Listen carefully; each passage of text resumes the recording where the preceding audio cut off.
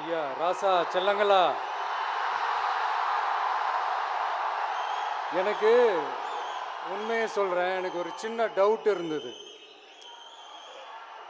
இந்த மீட்டை நீங்கள் எல்லாரும் கடைசி வரைக்கும் உட்காந்து கேட்பீங்களான்னு. ஆனால் வேற லெவல் நீங்கள் கடைசி வரைக்கும் நீங்கள் உட்கார்ந்து நீங்கள் கேட்டதுக்கு ரொம்ப ரொம்ப ரொம்ப நன்றி. தேங்க்யூ. மீண்டும் நாளை இன்னொரு செட் ஆஃப் பூத் லெவல் ஏஜென்ட்ஸோட நாளைக்கு சந்திப்போம். தேங்க்யூ.